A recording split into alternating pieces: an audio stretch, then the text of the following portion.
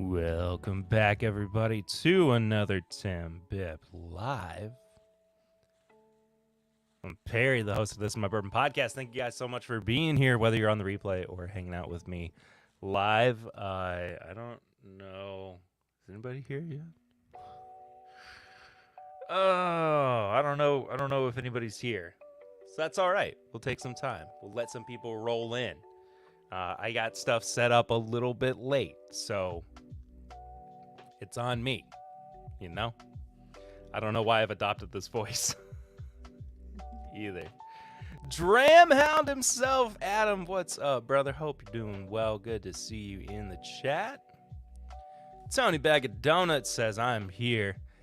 Emily Chambers, audio is good. Joseph Brazo is here. Bourbon Noob Patrick himself is here. Derek Julin. Hey, man. It's good to see you. Tony Bag of Donuts says, Major Echo. Let me make sure the dumb thing is turned off. Hello. Heather Starkey. Hello, Heather. Hey. Hope you're well, friend. Good to see you. Brandon Stevens says, let's get this party started. I feel that. I am ready to get into this stream tonight. Tony says, never mind, that was on me. Sorry, Tony. It is okay, man. Thank you for being here. Sugar Kitty says, meow, meow, meow, meow, meow, meow, meow, meow, meow. And Heather says, thumbs up, thumbs up. If you haven't hit the like button already, please do so on your way in. Get comfortable, grab a seat, enjoy something real nice, too, tonight. We're going to have a good chill time on our last stream of 2023. I don't even know how many I've done this year, but surely it's got to be about 50, at least, like the normal TIMBP lives here on Thursday nights. Having some benchmark bonded. That doesn't sound too bad at all, Brandon. I think that sounds pretty great, actually. If you have not yet subscribed, please go ahead and do so to the channel. It makes a world of difference, helps pop us up into the algorithm, of course. If you didn't know that, it's crazy stuff. You can support the show at Patreon, patreon.com/mybourbonpodcast, for as little as $1 a month. $5 a month gets you bonus content that you can listen to right in your podcast app of choice. It's crazy. It's crazy how that works. And if you have questions about that, let me know later on. I'll be happy to help you out. Junior Pancake says, good evening, all. Good evening to you, Junior Pancake.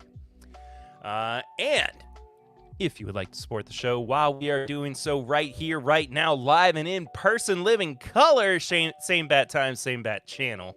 That's what I was trying to say. You can do so by heading to the links in the description, directly through PayPal, directly through Venmo, directly through the CashApp, or you can head to the Stream Elements link and you will be able to see your lovely little message right up here on screen.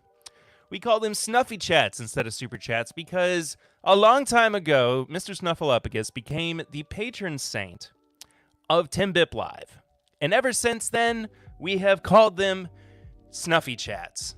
And it just feels right. So that's all. That's all I got to say. But thank you for all the support that you guys have given us this year. This has been so much fun. I think some of the best growth, some of the most engagement we've ever had this year, and it's just nice.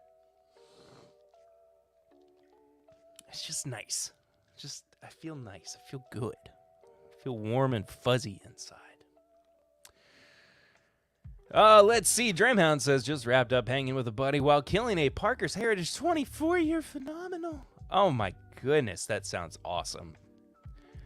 Zover's here. What's up, Fonzo? Perry, what is up? What is up with you, brother? I hope you are well. I'm doing pretty daggone well. I'm feeling well rested. I'm feeling energized too, especially as we are headed into the new year as well. So always a good thing. Mike Stitch is here. Hey, man. Hope you're well. Good to see you in the chat. Good to have you along for a TIMBP Live. Joe says, I just woke up from a chair doze. Papa Ritter's been dealing with those recently. And Big Vic is here. Says, cheers, y'all, and happy holidays. Perry, happy holidays. Cheers to you too, Vic. Good to see you here. It's been a minute. Zopher's here, doing well, rested as well, relaxing. I already said you were here. I'm saying you're here again. That's how that happened. Let's crack something before we get too far into things, because we got a doozy of an episode to get to tonight. It's a Knob Creek. Starting out with a Knob Creek from local Kentucky bourbon. This is yet again an almost 10-year-old pick with this beautiful gold wax dripped all on top that is very difficult to navigate, but I am a seasoned pro, and I think that I could do this without too much after, I've done this before. After all, Snuffy Chat is easier to say than Snuffle Up against utilitarian monetary remunerations. That is true. Sugar Kitty brings up an excellent point. Ah, crap. Ugh. Dadgum this wax! Here I am. I'm like, I've fallen on my own petard. I said, oh, I'm experienced. I'm not going to have any trouble with this. What am I doing? I'm having trouble with it. Crap on a cracker. All right, got to break out the pocket knife time. What's everybody else drinking, by the way? I haven't asked that as much as I need to during lives. It's all about the engagement. It's all about making sure that you people are watching and listening, right? Oh, man. This is a satisfying little wax cut here. Oh, please tell me this worked as well as I hoped it. Oh, it did!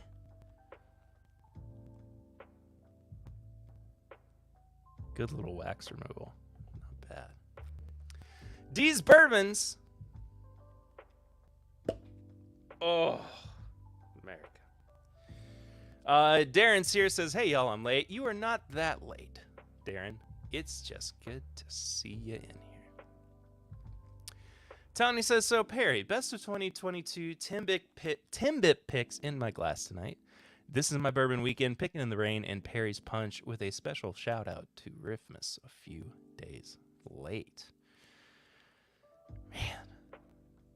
I didn't realize that I did that many picks this year until you said it out loud, and now I'm like, oh, yeah, I've done a few picks this year. I've done a few picks that like the podcast has been directly associated with too, which is nice. I'm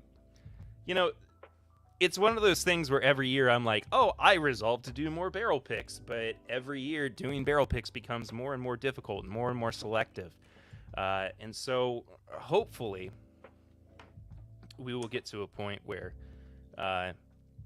TIMBP picks are a more regular thing. So,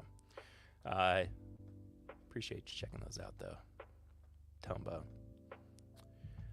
Just made some Buffalo Trace pick Manhattans. That sounds awesome.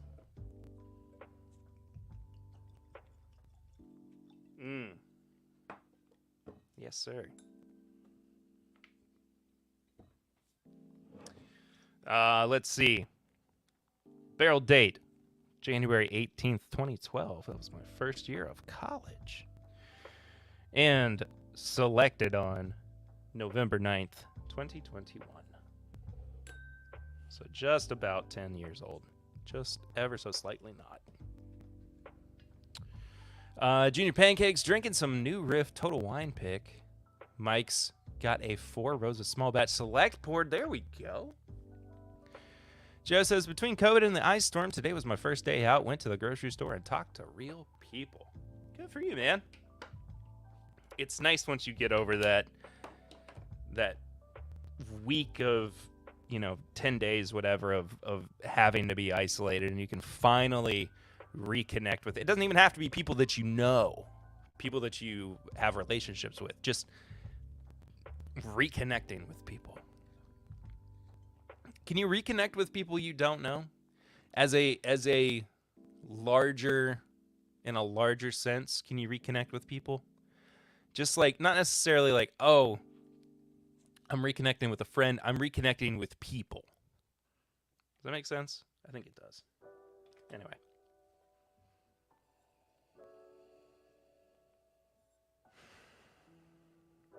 Peanuts, honey, graham cracker.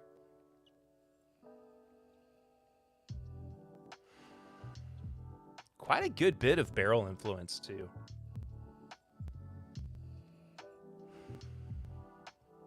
Little toasted caramel. Is that a thing? Can you have toasted caramel? Lots of questions being asked tonight. Regardless, a stellar nose. And very excited to get back into this. Todd Ritter's here, Cousin Todd. Catoctin Creek Cast Proof Rye in the glass. Good evening, friends. Good evening to you. Joe, you discovered you kind of don't like people. Hey, I figured that out during the entirety of the pandemic. So, or at least the first few months. Dark caramel, there we go. And Donnie's here. Hi, all. Hi, Donnie. Hope you're well, buddy. Mr. Linux Cat himself. I haven't talked to you much recently, Donnie. I need to rectify that. All right. I'm going to say this. Cheers, everybody. Thank you for such a great year. Thank you so much for supporting the show as always, being here every week, being a part of the greater TIMBP multiverse of content. And, yeah. Thank you. Let's end 2022 on a good foot note.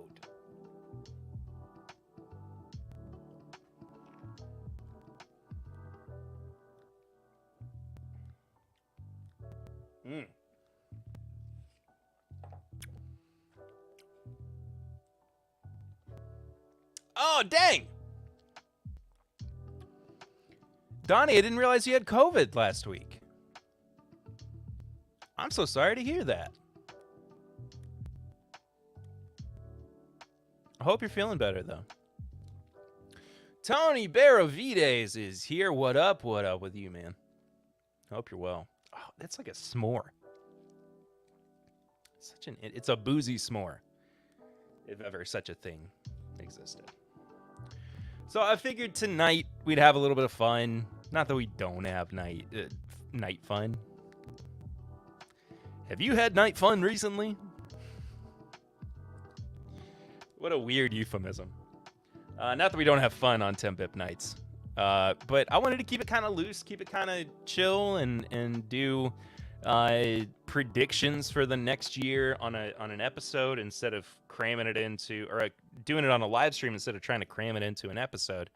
And this way, we get to talk about them together, and you all can provide some predictions as well for 2023. But a year ago today, December 29th, 2021, we put out our predictions episode for 2022. So I figured how I would start is by going back and looking at my predictions for this year from last year and seeing how off or on I was. And let me tell you, it's probably not going to surprise you. So, predictions that I made for 2022, I said, first off, that this would be the beginning of the end for traditional bourbon retail,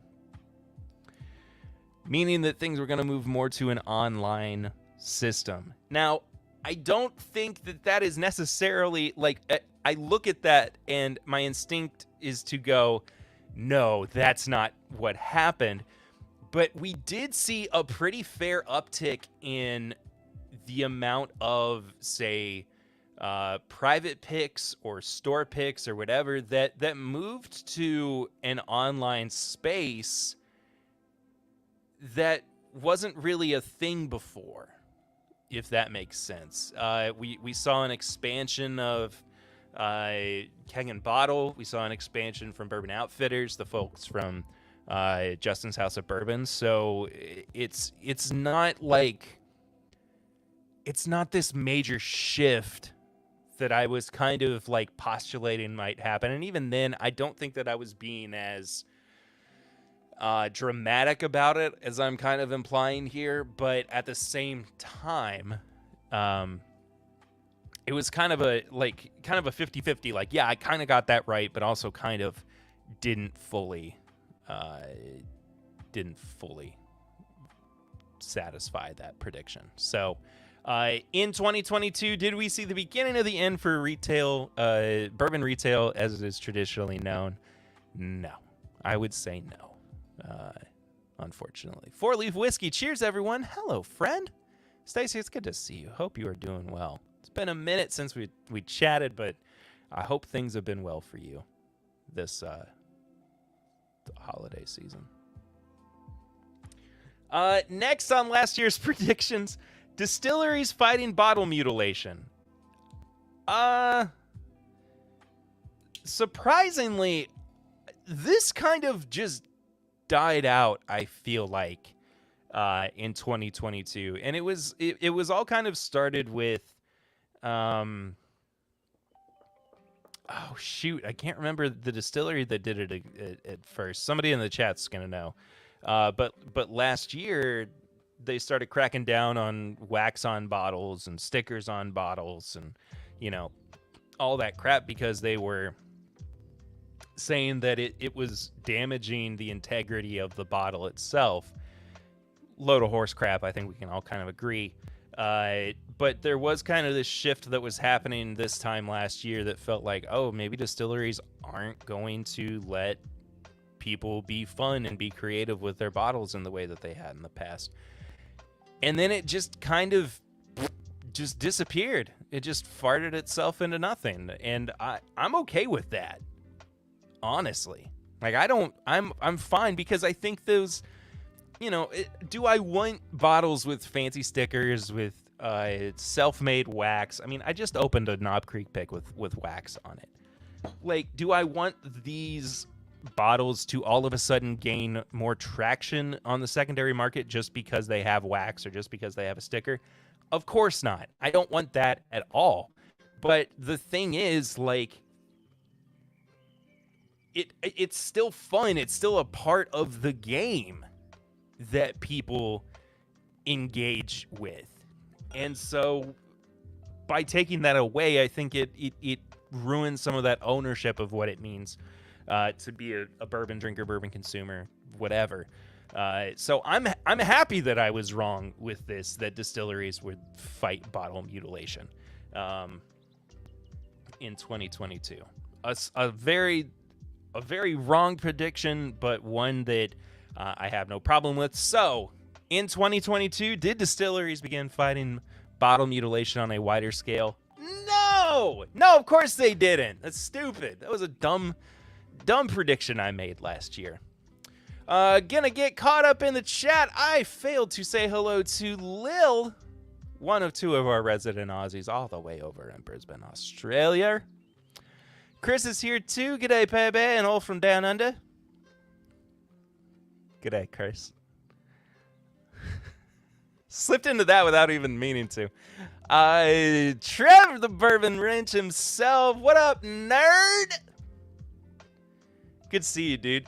Trev, let's make it a resolution. Let's make it a content resolution that you and I collaborate on something before the end of next year. Whether or not we're on each other's channels, whether you're on an episode or two or whatever, we need to do something together before the end of next year. Brandon says, my club is thinking of doing a new Riff bourbon pick. Thoughts? Think it's a good value? Have you had many bad picks from them? I would say no. I have had 0 bad picks from New Riff. I think that they are still fresh and new enough that people want to engage with them and try their product. And by going for a pick like that, I think that you're making a good choice.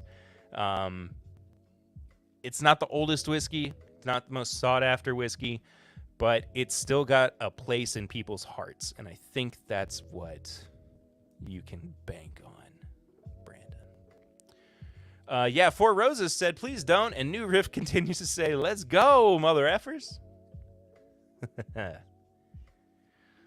Let's ruin integrity. Let's do it indeed. Oh, it was not as bad as Chad. Well, by the end of next year, for one, we need to have a stream together. Two, I need to come to Kentucky and be live in the flesh for a podcast. Yes and yes. We will do all the things. I'm just saying, like, in general, we need to make sure that we have the plan in place to make sure that we do more crossover stuff together. I got real bad about that this year, not doing as much crossover stuff with other people, inviting them onto the show, being on other people's shows. Not that I wasn't on other people's shows, but I just want to try to encourage more of that camaraderie this coming year.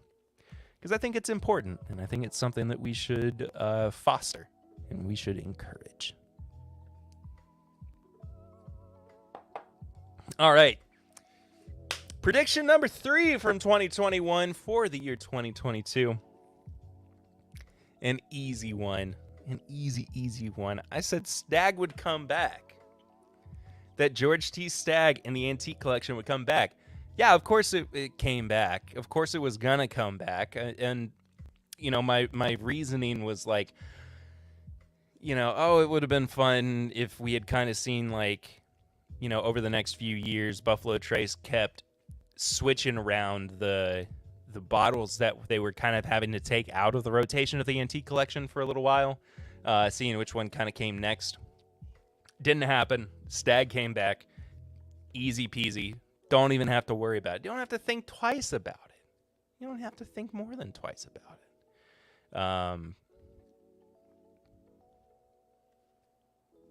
Yeah. So, easy one.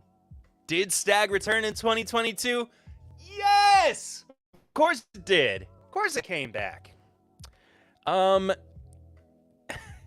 This one's a little bit of a gray area too, but I think that I might have been onto something, maybe not in as many words or as specific, but it is something that did kind of find its way into the bourbon market.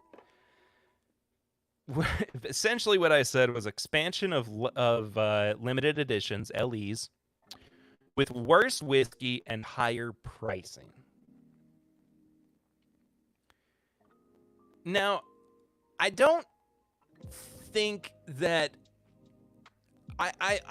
my thinking was not too far off. But what essentially happened this year is that we saw new brands or craft brands or whatever you want to call them coming out with younger product at higher prices this year. Whether or not something is good is subjective. I said it last week. I've said it before. I'll say it 1,000 times more. If you like something, it's because you like it. It doesn't mean that it's inherently a good or bad product. It's because that is attuned to your palate, to your flavor profile, the things that you want to enjoy. And so, could I say that there is bad whiskey that came out this year? Yeah, of course I can. There was one glaring obvious one that Eric and I talked about on this week's episode that stuck out like a sore thumb. It was impossible for us to ignore it, too. Unfortunately, and I'm not going to get into it too much, but it was an expensive bottle. It was a $90 bottle, with a lot of hype, with a lot of expectation built up for it, and it just fell on its face, unfortunately. So kind of yes, kind of no, whether or not I was right on expansion of LEs with worse whiskey and higher pricing. I'm going to say I was wrong, but there is a little asterisk by it that parts of that were true. Maybe not as like specific as limited editions. So, I got two more from last year.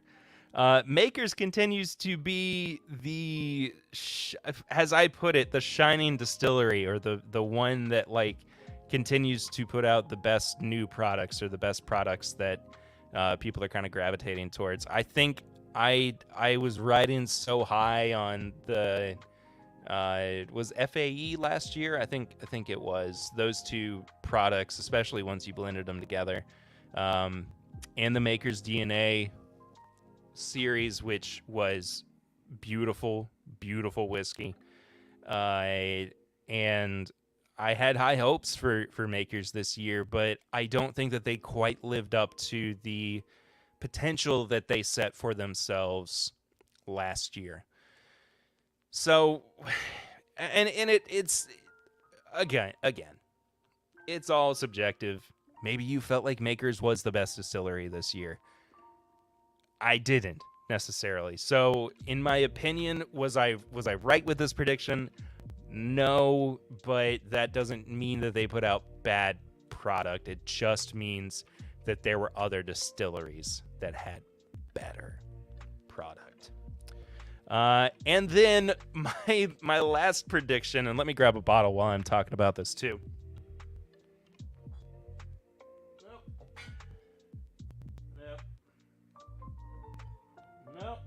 Crap. How many Knob Creek single barrels do I have?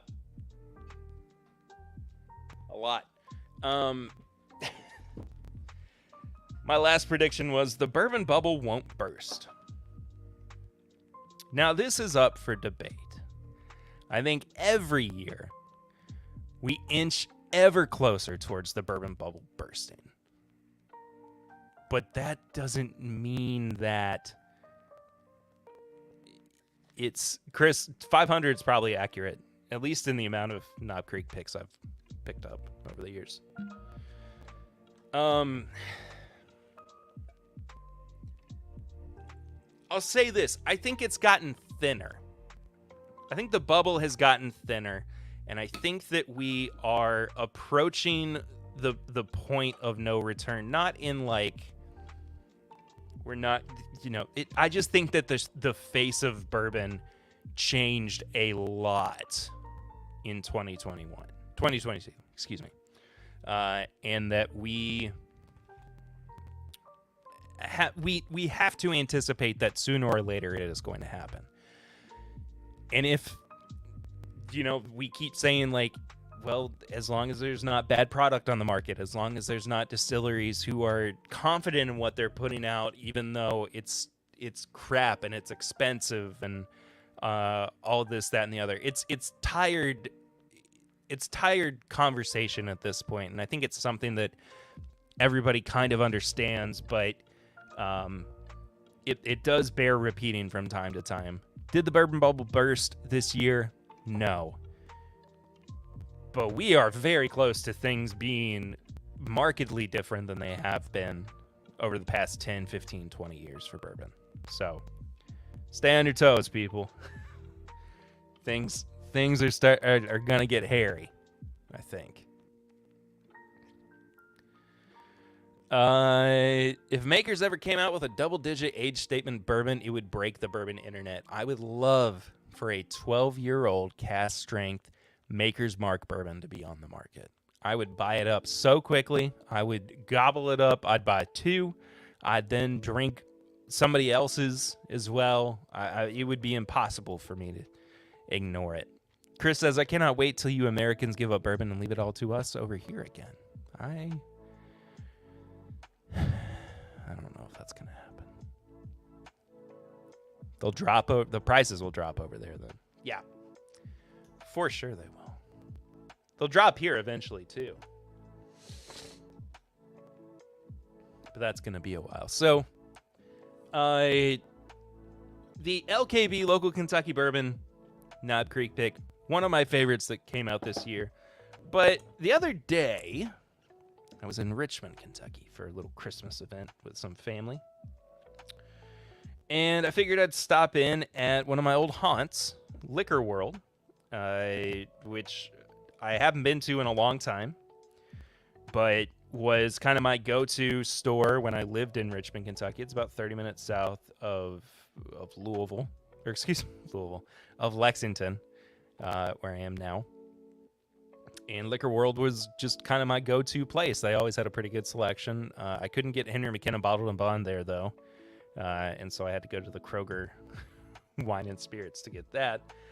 But they had a Knob Creek pick as well.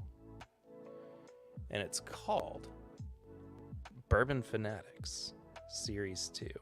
Please focus. This is important. Guess it's not going to. That's fine.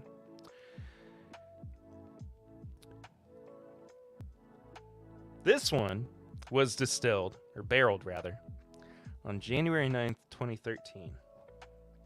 Almost exactly a year apart from the local Kentucky bourbon pick. But it was selected on... Oh, wait, I'm a moron.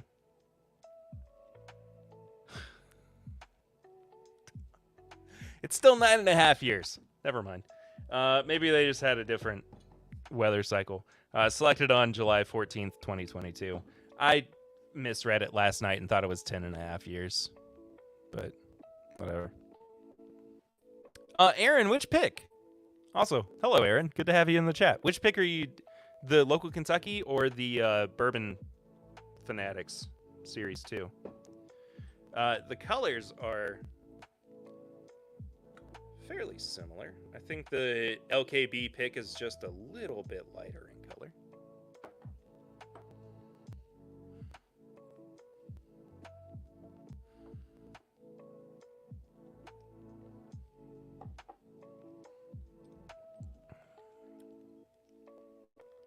Hey. Oh, Bourbon Fanatics Series 2. There you go, man. It's a great bottle. I'm considering coming back down to Richmond just to grab one because I liked it that much. So you might see my face down in Richmond before too long. We'll go to Paddy Wagon or something.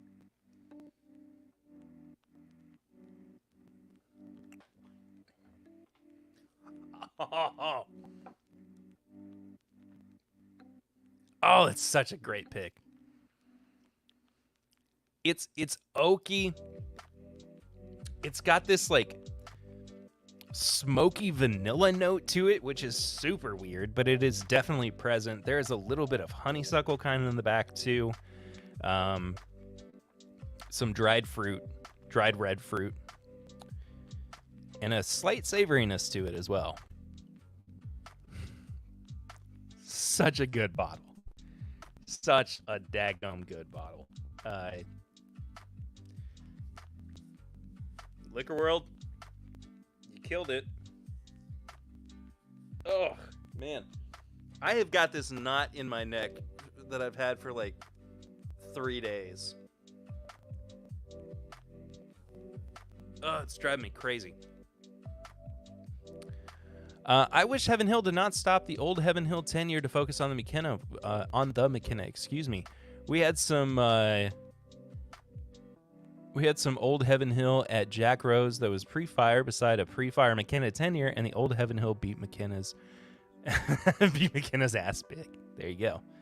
I would love to try old Heaven Hill. That sounds awesome. Prescription says go to Buc-ee's. I love Buc-ee's, man. Buc-ee's is one of my favorites. Oh, what's up, Dustin? Cheers, Perry, our Pick Me Bourbon guy. Pick me, pick me. Welcome to my life.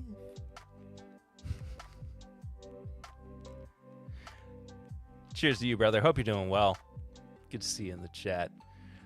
Let's move on to my predictions for 2023. Now, I don't have as many as I did last year. Mostly because there's a part of my brain that's like, don't make predictions. It's kind of a fruitless journey. Like you're not really doing a whole lot. It's fun to speculate, of course, which we're gonna do. But I'll start with this. Kind of piggybacking off of something I said last year. Oh, that was about the neck. Oh, sorry, Pat. Yeah, this knot just will not go away. Will not. It's killing me, man. I think it's the way I'm sitting while I work, too. There's a whole myriad of factors. Anyway, I said for next year, we are going to see, my prediction, that we are going to see a new limited edition bottle that is going to be the gold standard for what to do with limited releases. And we are going to see a new gold standard for what not to do with limited releases. Now, bear with me here. I know that sounds very similar to what I said last year, that there's going to be an expansion of limited editions with more whiskey, with worse whiskey and higher pricing.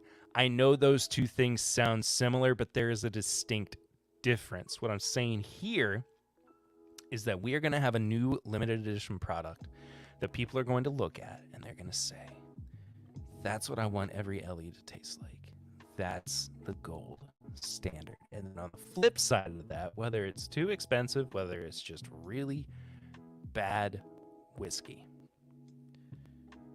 people are going to taste it and go, what the crap happened here? That's my prediction. There's going to be, in the words of a man who is much wiser than me and said them well before I did, a divisional shift.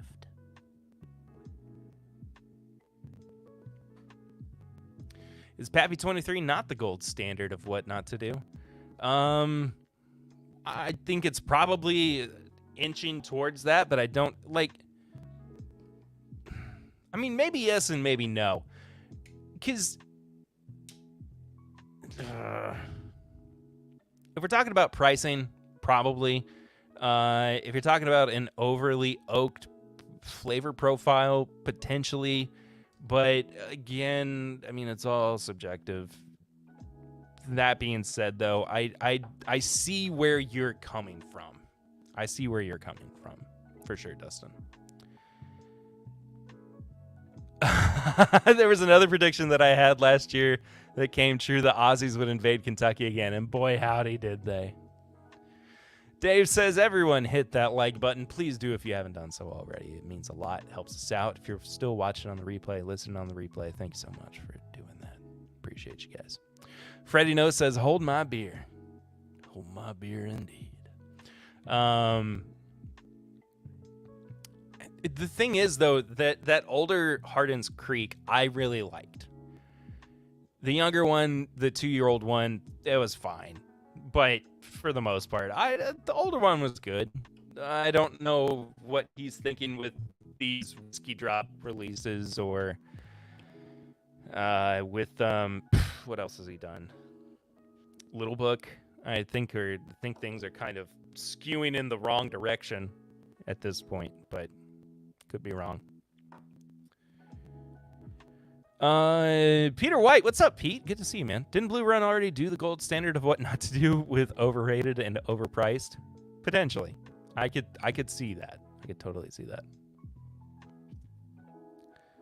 Hey, Papa Ritter's here. Should old acquaintance be forgot and never brought to mind? Should old acquaintance be forgot and the days of old lang syne? I wish my brother George were here. Have you had the Hardin's Creek versus a tote bottle? We need it. I have not done that yet. I do need to do that. I'll tell you what actually would be a good comparison because it's probably the best tote one that I've had, or at least the one that I enjoy the most. The Whiskey Drummer from 3 Chord. Really loved that bottle. I would definitely like to put it up against the one. Perry, if you see any bottles of Woodford Batch Proof 118.4s around, can you pick them up for me and I will send you the money? Absolutely, Chris. 100%. Be happy to do it for you.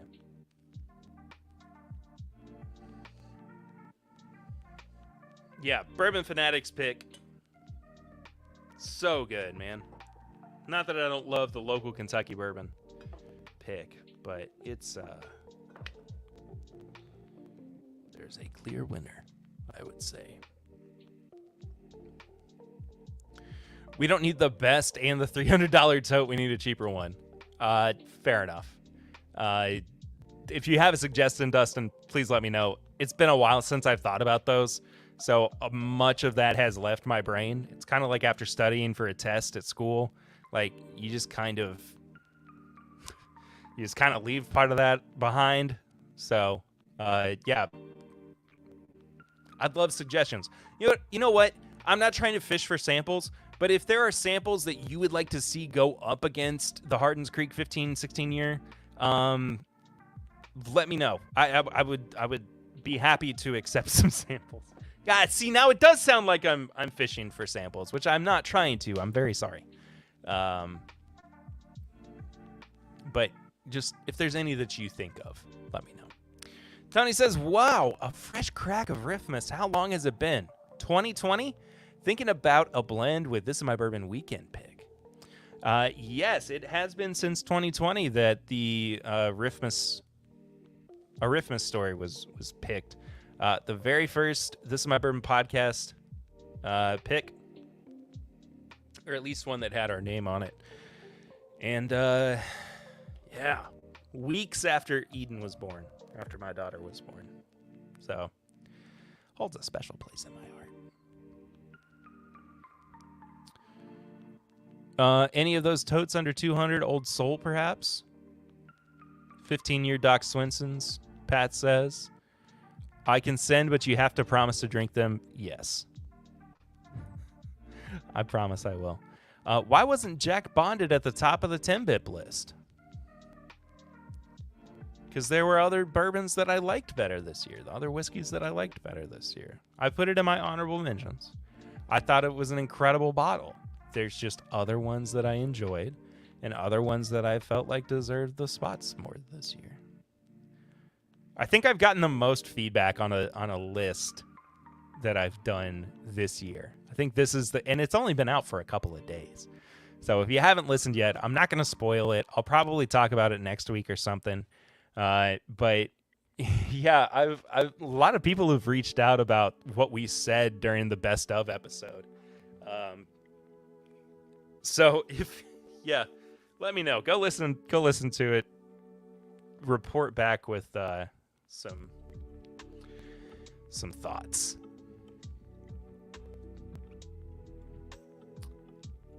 Jack Bonded was trash, and Papa Redder says wrong. I really liked Jack Bonded. No knock on Jack Bonded for sure, but Whiskey Advocate. Also, I don't know what your three little bricks are there, Pat, but Dustin, come on, brother.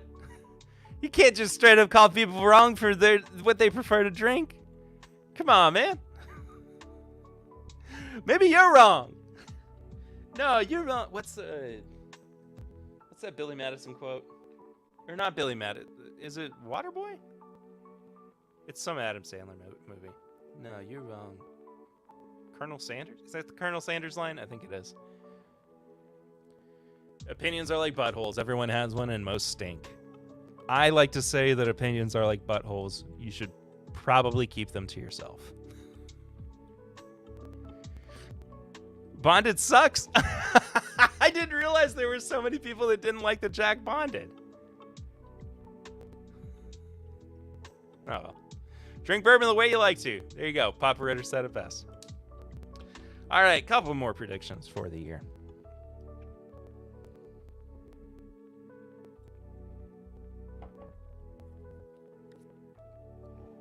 This is a hopeful one.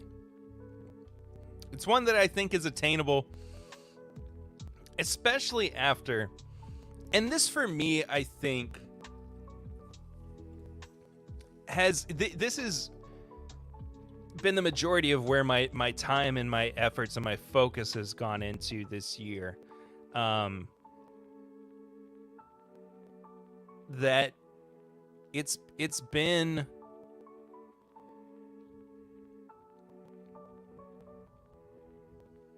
I don't know what y'all are talking about, Tony. But it's been an incredible year for picks. And I think that 2023, we are going to see on record one of the best year of picks ever.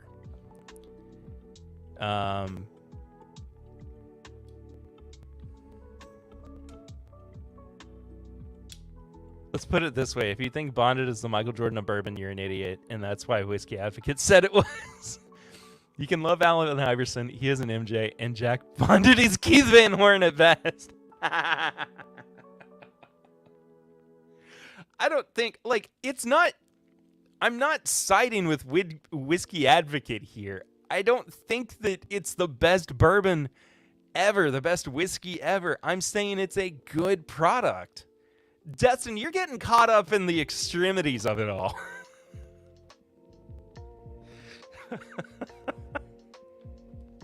I fall too much in the middle. Just want to make people happy, man. I'm a people pleaser.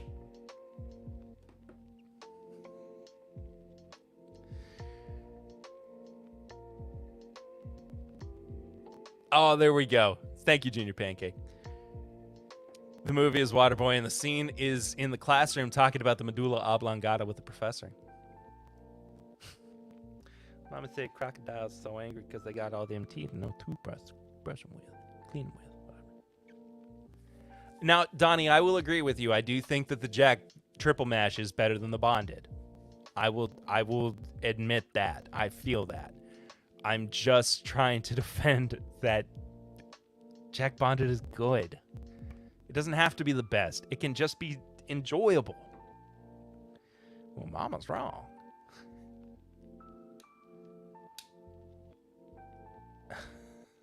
I can't get over how strongly you feel about Jack Bonded. It's cracking me up, dude. Anyway, 23 is going to be a great year for picks. And then my last one, I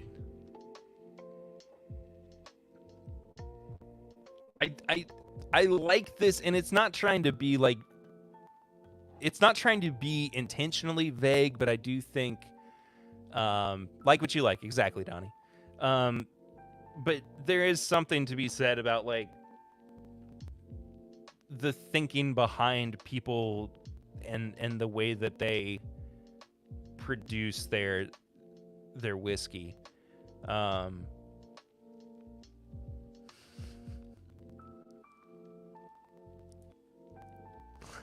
He's not known for being subtle.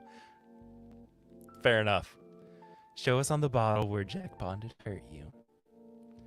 Dustin, I think your math's a little off there too, brother. But I think we in 2023 are going to see a massive, massive shift in the way that at least one distillery operates or functions, whether it's production, whether it's putting bottles out, whether it's, you know, a huge shift in who a master distiller is or a president or a CEO. I think that 2023 is going to be the year of the shakeup. A couple of years ago, it was the year of the age statement. This coming year, I think it's going to be the year of the shakeup. Things are going to change. I think it's going to be one of those years, too, where people start to get tired of what's happening with bourbon. You know? So maybe the bourbon bubble will burst a little bit. It starts to kind of slowly let air out, and then it leaves room for people to come in. Or at least the people who are here, we are rewarded for it in some ways. But regardless, I have high hopes for next year, especially considering this year was such a great outpouring of new products and seeing some old favorites maintaining their quality. I think that's something that we don't talk about enough, that we don't acknowledge, that we do have good years. A good year could also be considered, despite the fact that there are new products that have come out during it, it could also be considered good because the products that we have deemed good in the past, the products that we have loved, have maintained their inherent goodness in our eyes. So, that's kind of how I feel about next year. Let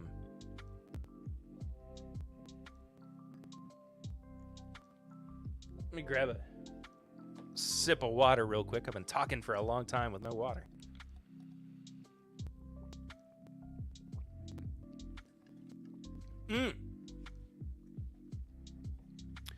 Justin Deering, the higher prices by retailers have started to burst my bubble.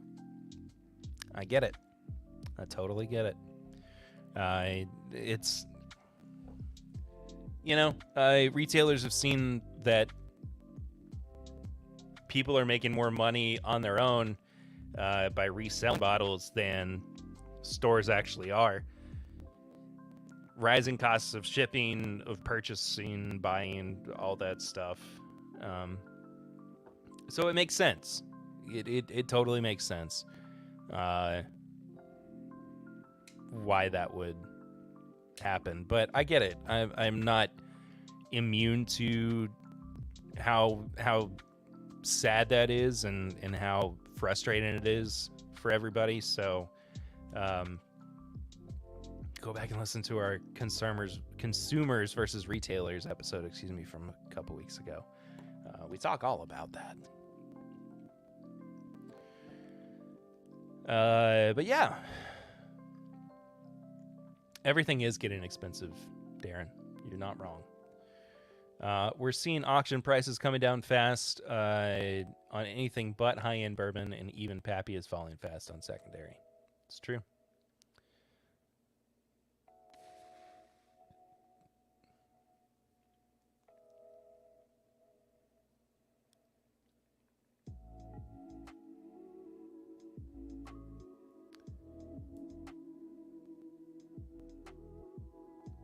Chris, no, I have not picked up the Charlie Crockett records yet.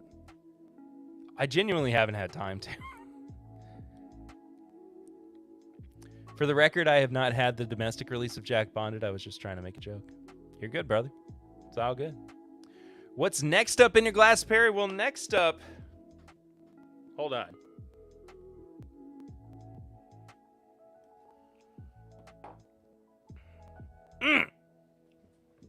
Oh, 50-50 between those two.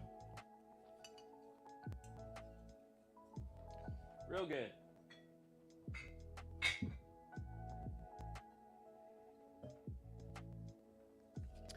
Next up. Because I feel like I always have to end off the year on a pretty familiar note.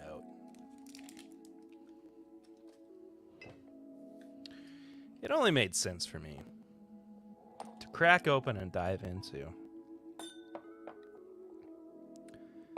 a new Elijah Craig barrel proof single barrel pick. 10 years old, 128.3 proof, Deatsville. Yes.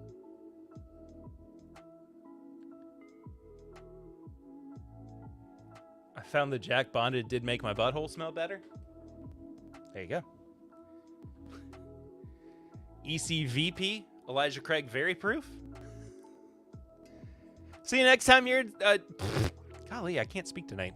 See you next time, nerds. See you next time, Emily. Good to have you in here.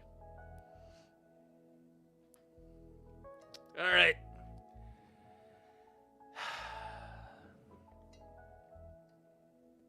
Oh, America.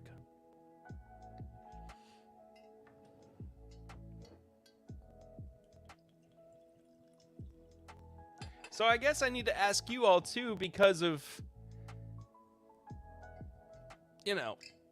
engagement. What are some predictions that you have for 2023? I'm very curious. Where do you guys kind of fall on that? Let me know in the chat. If you're watching on the replay, shoot me a message, DM, at me on Twitter, all that good stuff.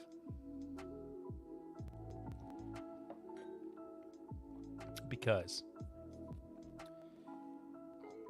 I'm curious.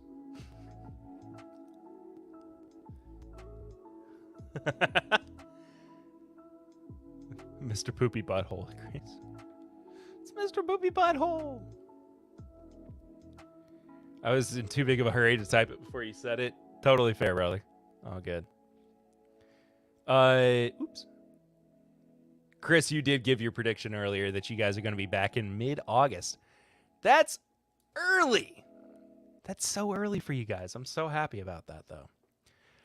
Peter says, I predict I will win no BTAC bottles in the upcoming Ontario lottery. Peter, I sympathize with that. I haven't won in a lottery in a long time. I mean, it has been a hot minute since I've won a lottery. So, prediction number 1, Blanton's Bourbon of the Year. Oh boy, I sure hope so. I hope that we have more Blanton's hype. Pop Ritter predicts a Last Dead & Company show. Not a prediction if it's going to happen. Wait. I don't know. I predict my FOMO will no longer bother me. Joe, very good point. It's something that, Eric brought up on this week's episode, and going back and listening to the predictions for 2022 episode from last year, again, came out today, exactly 1 year ago today, in 2021. Eric was talking about how he didn't want to feel too pressured into buying bottles because of FOMO, and he kind of got over that this year, which I think is cool. I really enjoy the fact that that's how the trend is going at the moment. Dustin says 2023 is going to be the start of the bourbon explosion, as I expect Bulleit's new distillate to show up in the market. Oh, that would be coming up soon, wouldn't it? That's going to start a massive drive down on source bourbon, for sure. And I get that. 2 to 3 years before we actually see the full results. We have the 10-year celebration for the Bourbon Mafia in the second week of August. Hey, that's not too long after my birthday, Chris and Lil.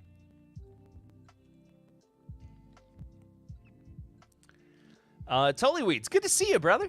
Prediction that secondary prices fall hard this year. I friggin' hope so, man. I feel like I have seen that happening recently, especially in local groups, where prices have just kind of gotten to the point where people are trying to make their money back more than anything. And it's we are in the middle of a recession, essentially. And that is going to be something that we feel for quite a while. But people are just getting desperate, which is unfortunate. I don't want people to feel desperate. I just want them to be happy and comfortable. And but I mean, if you're selling a at retail bottle on secondary,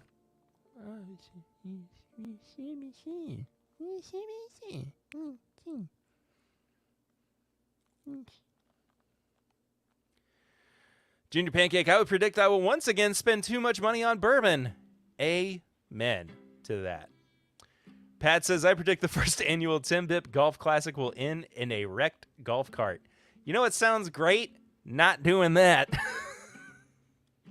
I would really prefer to not have any kind of accidents at this coming year's TIMBP weekend. So, Marty's here. Hello, Marty. Good to see you, brother. Happy holidays, Perry. Happy holidays to you, too. I predict that golf cart will be driven by Eric Jansen. Joe, I'm telling him you did that. Or that you said that. Local here in Minnesota, it's starting to fall already. Yeah. It's plummeting. It's not. I don't think that it's like bottoming out the way that a lot of us would like for it to necessarily. But I do think that it is very much declining. Hey, you might be able to get a bottle of Pappy 23 for $1,000 instead of $2,000. I don't know. It's always a possibility. Is anybody else going live tonight? Let's check the old YouTubes real quick. Oh, Deathless Dogs is going live. Wasn't sure if Dan and Julie were going live too, but I don't want to overstay my welcome too much because Dan is going live over on Deathless Dogs for 5K versus 6K. Yeah, there you go. I think that does it for this week, which means it also does it for this year. It's the very last thing we do content-wise. Maybe not the last thing. I probably am going to do something in the next couple of days. I don't know. But I just want to say thank you all so much for all of the continued support, for all the love, all the likes, all the subscriptions, just everything that you've done for TIMBP this year. You guys are the best. We couldn't have done it without you. Subscribe to the show on YouTube. Subscribe in your favorite podcast app. Check all that out. Support us on Patreon, patreon.com/mybourbonpodcast for as little as $1 a month. And you need a wristwatch check? It's my my Citizen EcoDrive tachometer. I'm just saying words at this point, but it's a Citizen. I love this watch, man. It's my daily watch. But yeah, hey, there you go, Pat. But yeah, that does it. We'll see you guys super real soon. Thank you so much for everything. Cheers to you.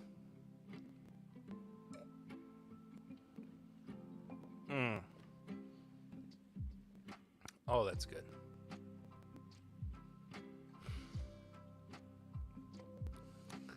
Very tight.